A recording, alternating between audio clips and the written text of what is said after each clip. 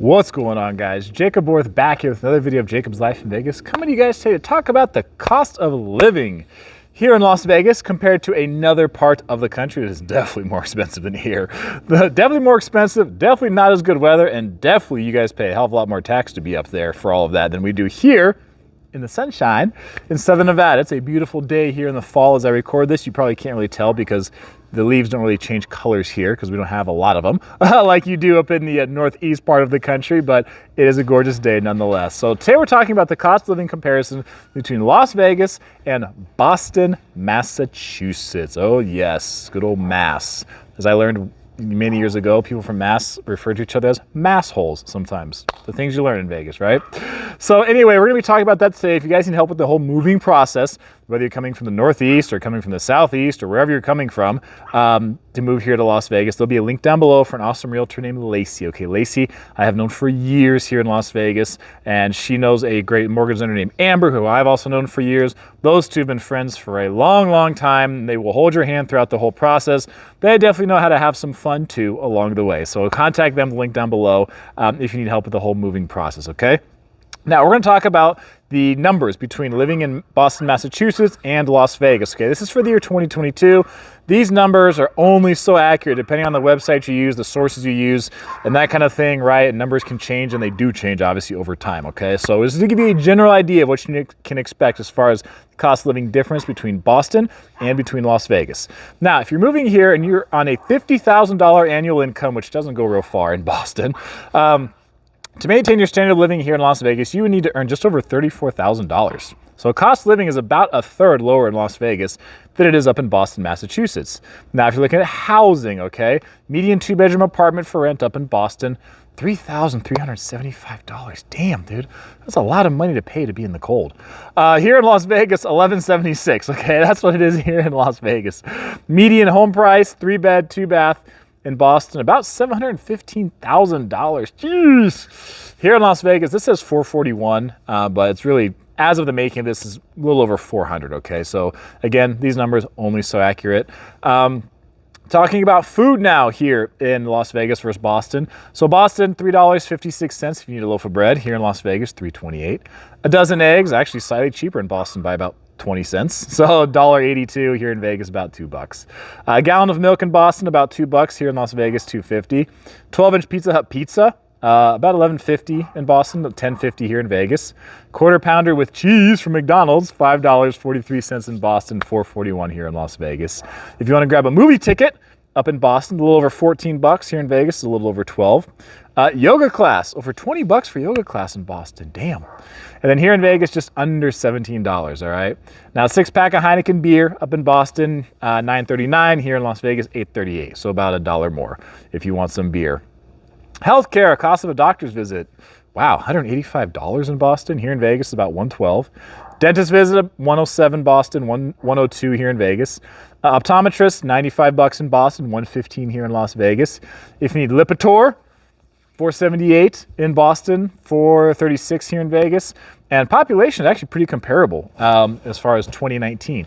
So Boston, 684,000, Las Vegas, 634,000. So, and that's just in 2019. So obviously the Vegas population has grown quite a bit since then, particularly with the pandemic in 2020. A lot of people leaving other parts of the country, particularly California, to come here. But here in the Vegas Valley, you get quite a few people who come from the Northeast. Lots of Chicago, lots of New Jersey, fair share from Boston, that kind of thing. So you're going to get your fair share of Midwest folks and Northeast folks here in the Vegas Valley. So, and that's number for 635,000. That's just the city limits of Las Vegas, okay? There's the city limits of Las Vegas. There's North Las Vegas, which is a completely separate city. There's Henderson, which is a completely separate city. And then there's unincorporated Clark County, which is probably about 1 million or so people. So there's unincorporated Clark County where you don't live in the city limits of Las Vegas, but you know, people still put Las Vegas on their address when they're doing their mail and that kind of thing, but they're not technically within the city limits, all right? Now, weather.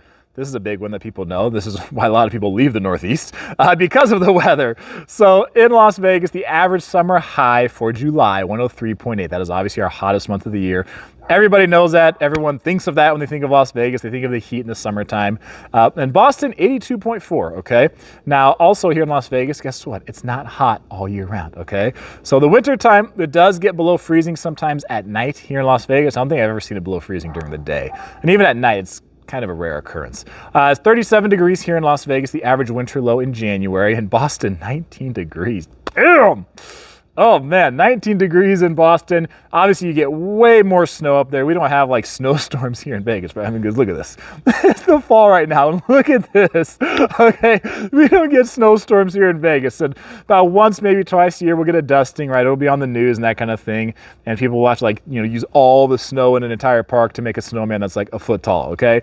And then like once a decade, we'll get enough that to us, it's considered to be quote unquote a lot of snow, all right? And then it'll really be in the news for a while. So yeah, if you want to get out of having to shovel snow and that kind of thing in the Northeast, you can come on down here and you can shovel sunshine in the winter time, okay? Now, average commute time in Boston, so we're talking one way to work, so just for the metro area, 31 minutes. Seems a little surprising. I've never been to Boston, but I don't know. I do know, I've met several people who've moved here from the area, and I have a feeling that traffic is a little worse than that. Because here in Las Vegas, this says 24 and a half minutes, but I think that's high. The Vegas Valley is pretty easy to navigate. A lot of it's a giant grid. A lot of the same roads go east to west, north to south. You'll see that it's the same road, just goes all the way across the metro area. Freeway system here is pretty easy. It's a lot younger city, so the roads are built wider. They're not all small and tiny and congested like lots of older cities are, particularly on the East Coast. So I would say this area is pretty easy to navigate. So I think that's kind of high. I mean, you could pretty much drive across the entire Vegas metro area in 25 minutes. So I think that's high. Now, when we get into the part about taxes, okay, this is where things differ a bit from the cost of living.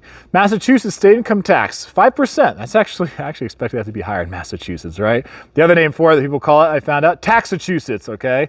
But, coming from California, it's like, I think you got your beat on that one. So Taxachusetts, 5% state income tax. Here in Nevada, as just about everybody knows, 0. We have 0 state income tax here in Nevada. One of only, I think, 7 states that do that. So yeah, once you pay your federal taxes, man, you are done. You're done with that. It's pretty amazing, I gotta tell you.